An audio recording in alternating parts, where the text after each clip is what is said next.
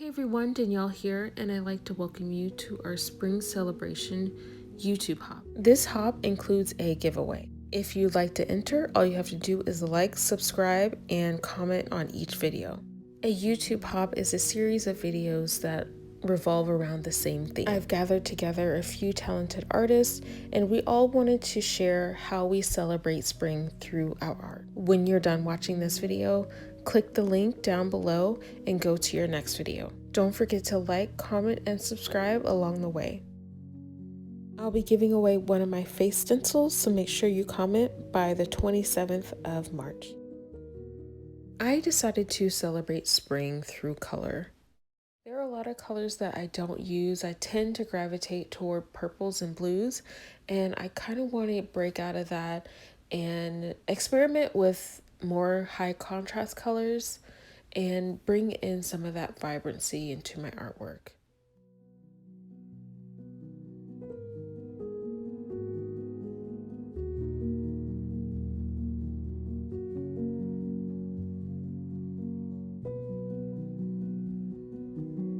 For her hair, I wanted it to start off black and then kind of ombre into a purple.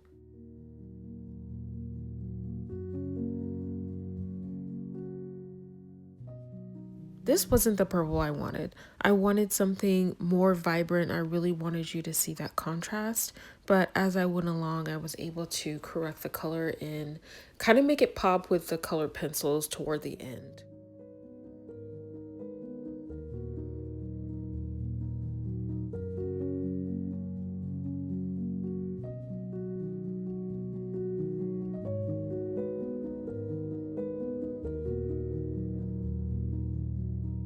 It's so much easier when you plan out your color palette ahead of time. I've taken a color theory class and it still doesn't come intuitively to me. I really have to focus on what kind of colors I'm using and make sure that it's not too high contrast or it doesn't look like a circus.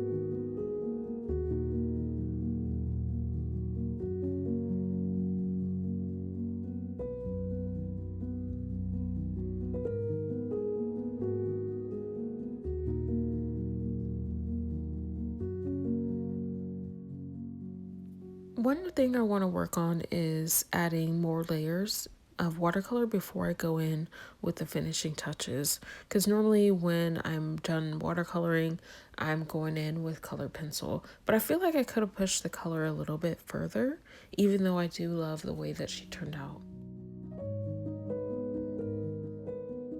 I'm going back and forth with brown and black for the outline just because I can't figure out which one I want to use. So I was like, I'll just use both.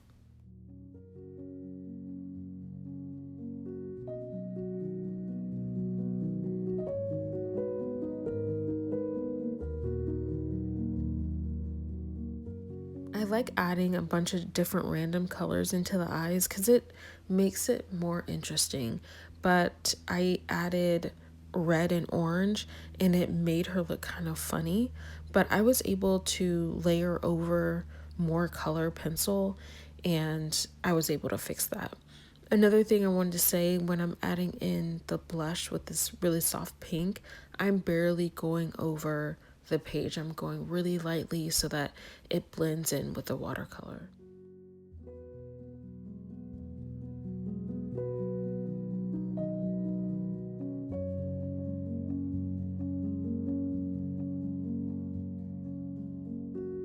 This is the Strathmore hardcover watercolor journal, and I love the way that it takes color pencil.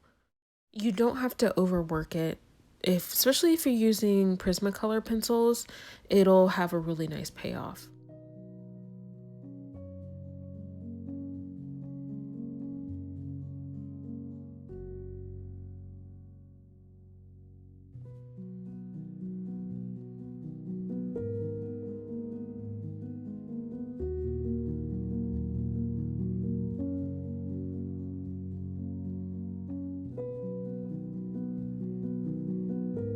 this is where I was able to add in more of the purple at the bottom, because at this point you could barely see it. So I was able to add some purple in. This is a Jane Davenport color pencil, and it's just subtle enough to really make that pop.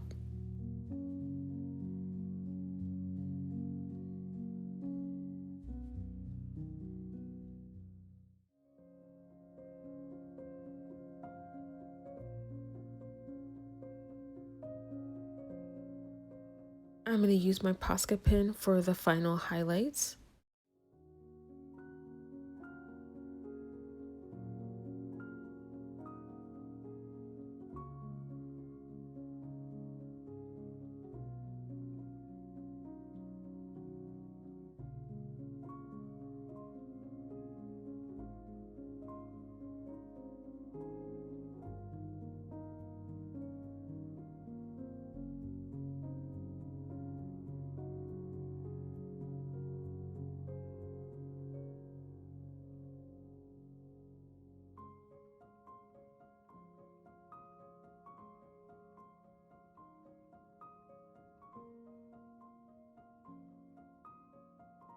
I hope you all enjoy this process video. Don't forget to comment, like, and subscribe. You can now click the link and hop to the next video. Thanks so much for joining me, and I'll see you in the next one.